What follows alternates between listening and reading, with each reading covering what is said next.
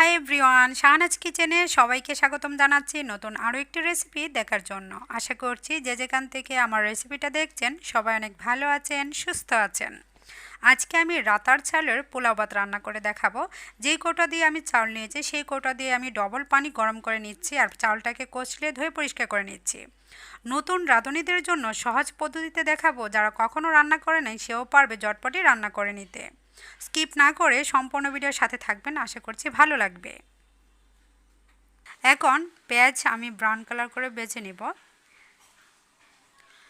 পেঁয়াজের পরিমাণ কম বেশি করে দিতে পারবেন, যতটুকু নিয়েছি ততটুকু দিতে পারবেন। যেহেতু এখানে আমি 700 গ্রাম পরিমাণ চাউল নিয়েছি, তাই এখানে বড় সাইজের 2টি পেঁয়াজকে আমি ব্রাউন কালার করে ভেজে নিচ্ছি।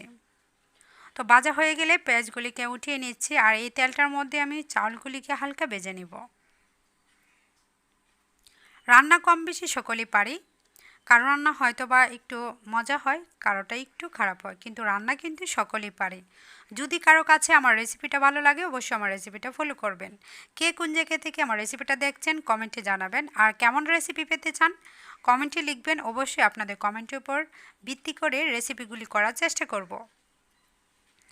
চাউলগুলিকে ভালোভাবে ভেজে নিয়েছি আর এখন ঘি দিচ্ছি। ঘিটা অপশনাল, চাইলে দিতে পারেন নাও দিতে পারেন, যদি হাতের কাছে থাকে দিবেন। পোলাও বা ভাতের মধ্যে যদি ঘি দেওয়া যায় অন্যরকম একটি ফ্লেভার আসে আর খেতেও দারুণ লাগে।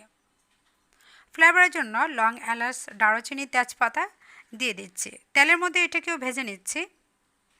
পানিটা যেহেতু হালকা গরম করে নিয়েছি তাই রান্না করতে খুব সহজে তাড়াতাড়ি হয়ে যাবে। 6 কোটা পানি গরম করে নিয়েছিলাম, সেই পানিটাই হচ্ছে আমি চালের মধ্যে দিয়ে দিয়েছি। এখন আস্ত কাঁচামরিচও দিয়ে দিলাম। যখন এটা 80% হয়ে যাবে তখন এটার মধ্যে গুঁড়া দুধ দিয়ে দেব।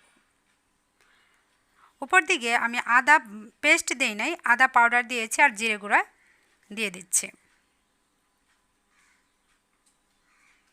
এটা চাইলে আপনারা সর্বপ্রথমে দিতে পারবেন, তো আমি হচ্ছে এটা যখন পানি দিয়েছি তখন দিয়েছিলাম। আর স্বাদ মতো লবণ তো অবশ্যই দিতে হবে, লবণ না দিলে খাবারের আসল মজাটাই তো পাবেন না।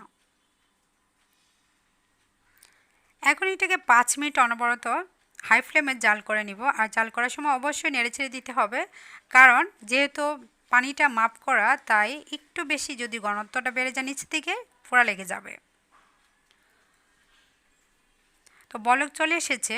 আর রাতার চালের ভাতটা একটু আটালো হয়, একটু নরম হবে। আপনি যতই মেপে দেন না কেন, আর যদি মাপ ছাড়া দেন অনেকটা শক্ত থাকবে, নরম দেখাবে কিন্তু ভিতরে হতে চাইবে না।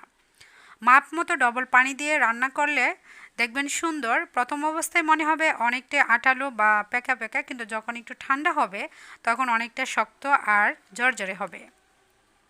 80% হয়ে গেলে এটার মধ্যে কিন্তু আমি গুঁড়া দুধ দিয়ে দিয়েছি প্রায় ভরপুর 5 চা চামচ পরিমাণ। রান্না একবারই কিন্তু কমপ্লিট। চুলা থেকে নামিয়ে কিন্তু আমি টেবিলের উপর নিয়ে আসলাম। এখন একটি প্লেটের মধ্যে পরিবেশন করে দেখাবো। আজকে আমরা হাঁসের মাংস দিয়ে এই রাতার চাউলের পোলাও ভাত খাবো। আপনি যে কোনো মাংস দিয়ে খেতে পারেন। বাটি দিয়ে এটার মধ্যে একটু ডিজাইন করে আসলে এভাবে পরিবেশন করে নিচ্ছে, এটা অপশনাল। এখন হাঁসের মাংস পরিবেশন করে এক লম্কা খেয়েও দেখাবো। লেবু আর হচ্ছে পেঁয়াজ নিতে ভুলে গিয়েছিলাম, লাস্ট পর্যায়ে ক্যামেরাতে দেখিয়ে দিয়েছি। অবশ্যই লেবু আর পেঁয়াজ কুচি বা কাঁচামরিচ কুচি দিয়ে খাবেন, খাবার টেস্ট আরও দ্বিগুণ বেড়ে যাবে। দেখতে খেতে অসাধারণ।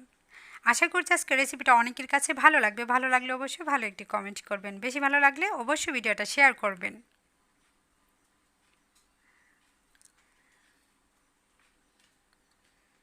আলু দিয়ে হাঁস আমি রান্না করেছিলাম, তো আলু খেতে ভীষণ ভালো লাগে। মাংসের ঝোলের সঙ্গে আলু না থাকলে আসলে মনে হয় মজাটাই পাওয়া যায় না।